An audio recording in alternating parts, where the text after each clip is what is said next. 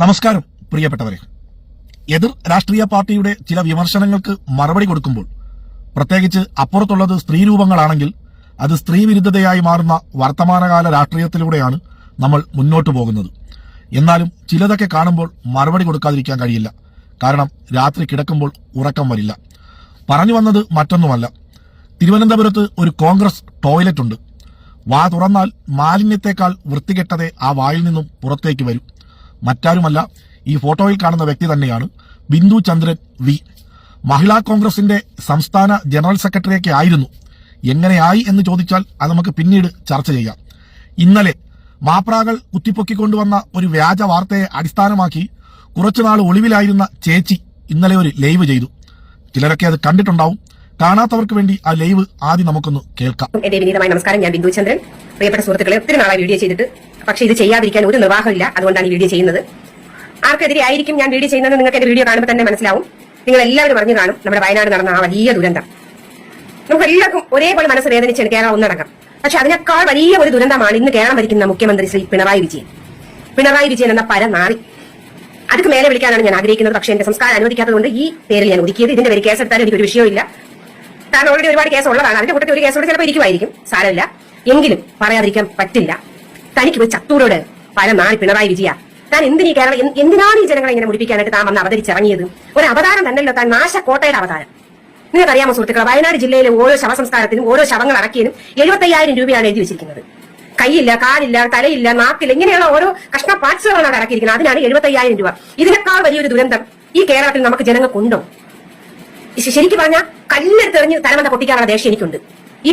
ഈ പാവങ്ങൾ ഈ മരണത്തിൽ നിന്ന് പോലും കൈയിട്ട് വാരി കുടുംബത്തിന് കൊടുക്കുന്ന ഈ 70,000 ഈ പാവങ്ങളുടെ അടക്കിനാണെങ്കിൽ തന്റെയൊക്കെ കുടുംബത്തിരിക്കുന്ന തന്റെ എല്ലാവരും മരിക്കുമ്പോൾ കോടികൾ എഴുതി മേടിക്കുമോ? മിക്കവാറും കോടികൾ വെച്ചായിരിക്കും നിങ്ങളെ ശവടക്കം നടക്കുന്നത്.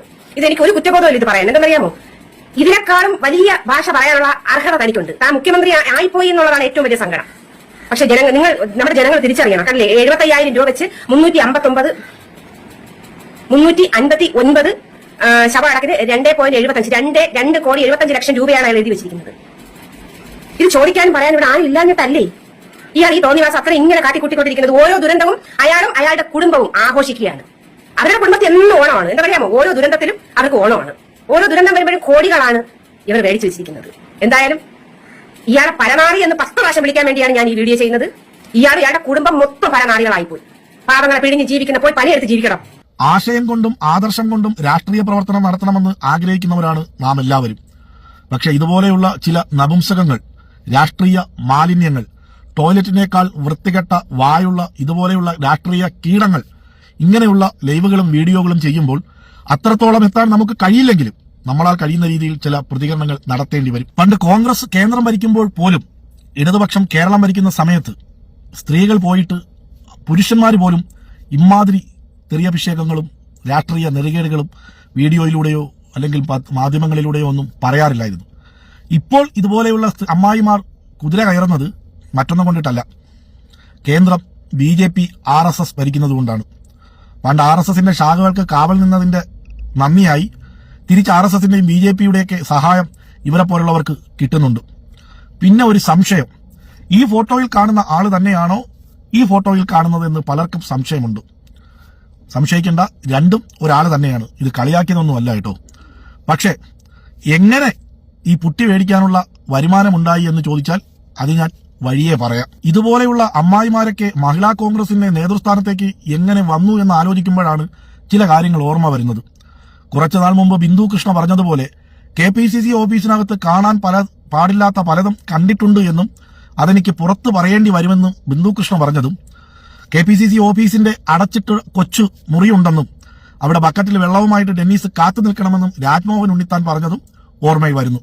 അതിനെക്കുറിച്ചൊന്നും കൂടുതൽ വിശദീകരിക്കുന്നില്ല.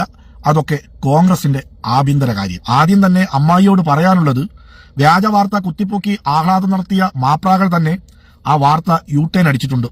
കാരണം അത് ഏത് രീതിയിലാണ് എന്നുള്ളത് മാപ്രാകൾ തന്നെ ഇന്നലെ പറഞ്ഞ് അവസാനിപ്പിച്ചിട്ടുണ്ട്. ഇന്നലെ കിട്ടിയതൊരെണ്ണം കുത്തിപ്പൊക്കിക്കൊണ്ട് എനിക്ക് തോന്നുന്നു ഇന്നലെ KPCC ഓഫീസിൽ വല്ലതും പോയി കാണും. അതിന്റെ ആവേശമായിരിക്കാം അമ്മായി കാണിച്ചത്. അമ്മായിക്ക് തല എറിഞ്ഞ് പൊട്ടിക്കണം അത്രേ. അത്രയ്ക്ക് കൈത്തരിപ്പുണ്ടെങ്കിൽ വീട്ടിൽ അച്ഛനോ കെട്ടിയോനോ ഒക്കെ ഉണ്ടാവുമല്ലോ, അവരെ തല എറിഞ്ഞ് പൊട്ടിച്ചൊന്ന് പഠിക്കണം. ഞാൻ ആലോചിക്കുന്നത്, ഇതിന്റെയൊക്കെ കൂടെ ജീവിക്കുന്ന ആ പാവം ചേട്ടനെയാണ് ഇങ്ങനെ സഹിക്കുന്നു ചേട്ടാ. കുറച്ചുനാൾ മുമ്പ് അമ്മാവി ഒരു പോസ്റ്റ് ഇട്ടിട്ട് കുറെ നാൾ മാറി നിന്നു. പോസ്റ്റ് ഇതായിരുന്നു: സുഖമില്ലാത്തത് കൊണ്ട് കുറച്ചുനാൾ മാറി നിൽക്കുന്നു, വീണ്ടും തിരികെ വരുമെന്നു. സുഖമില്ലാത്തത് കൊണ്ടാണോ അമ്മായി മാറി നിന്നത്, അതോ ഫേസ്ബുക്കിൽ നിന്നും കിട്ടുന്ന വരുമാനത്തിൽ നിന്നും ഇടിവ് സംഭവിച്ചത് കൊണ്ടാണോ മാറി നിന്നതെന്ന് അമ്മാവി വ്യക്തമാക്കണം. ഇവരുടെ ചില പോസ്റ്റിന്റെ താഴെ ചില കോൺഗ്രസ്സുകാർ തന്നെ കൊണ്ടൊട്ടിച്ച ചില കമന്റുകളും ചില കാര്യങ്ങളും അതാണ് വ്യക്തമാക്കുന്നത്. കണ്ടിട്ടും അതിനെതിരെ കുത്തിപ്പൊക്കിക്കൊണ്ടുവന്ന് പ്രതികരിക്കാത്തത് അമ്മായിയെ പോലെ ചിലർ ഞങ്ങളുടെ കൂട്ടത്തിലുമുണ്ട്. പോരാട്ടത്തിന്റെ മറവിൽ വരുമാനമുണ്ടാക്കുക, ആ വരുമാനത്തിൽ മുഖത്ത് പുട്ടിയും അടിച്ച് മേക്കപ്പും അടിച്ച് ജീവിതം അടിച്ചു പൊളിച്ച് ആഘോഷിക്കുക. അപ്പൊ നമ്മുടെ കൂട്ടത്തിലുള്ളവരെ നന്നാക്കാൻ പറ്റാതെ നിങ്ങളെ അതും പറഞ്ഞ് കുത്തിപ്പൊക്കിക്കൊണ്ട് വന്നിട്ട് കാര്യമില്ലല്ലോ. അതുകൊണ്ടിട്ടാണ് അത് കുത്തിപ്പൊക്കാതിരുന്നത്. പിന്നെ ഇവർക്കെതിരെ നേരത്തെ ഞാനൊരു വീഡിയോ ചെയ്തതിന്റെ പേരിൽ കോൺഗ്രസിന്റെ രാജ്യസഭാ അംഗമായ ജെബി മേത്തർ എനിക്കെതിരെ DGPക്ക് ഡയറക്റ്റ് കേസ് കൊടുത്തായിരുന്നു. അതാണ് ഈ കാണുന്നത്. ജെബി മേത്തറിനെ പോലുള്ള കോൺഗ്രസ് നേതാക്കളോട് പറയാനുള്ളത്, ഇതുപോലെയുള്ള രാഷ്ട്രീയ മാലിന്യങ്ങളെ വളർത്താതിരിക്കുക. വളർത്തിയാൽ കോൺഗ്രസിന് ഒരിക്കലും വളർച്ചയുണ്ടാകില്ല, തളർച്ചയെ ഉണ്ടാകും. അമ്മാവി വീഡിയോയുടെ അവസാനം ഒരു കാര്യം പറയുന്നുണ്ട്: പോയി പണിയെടുത്ത് ജീവിച്ചൂടെയോന്ന്. അമ്മായിയോടും അത് തന്നെയാണ് പറയാനുള്ളത്. പോരാട്ടത്തിന്റെ മറവിൽ ഫേസ്ബുക്കിൽ നിന്ന് വരുമാനം ഉണ്ടാക്കാതെ വല്ല തൊഴിലുറപ്പ് പദ്ധതിക്കും പോയി ജീവിക്കാൻ നോക്ക്. അപ്പൊ ഇനിയൊരു വീഡിയോയുമായി വരുന്നത് വരെ എല്ലാവർക്കും നമസ്കാരം.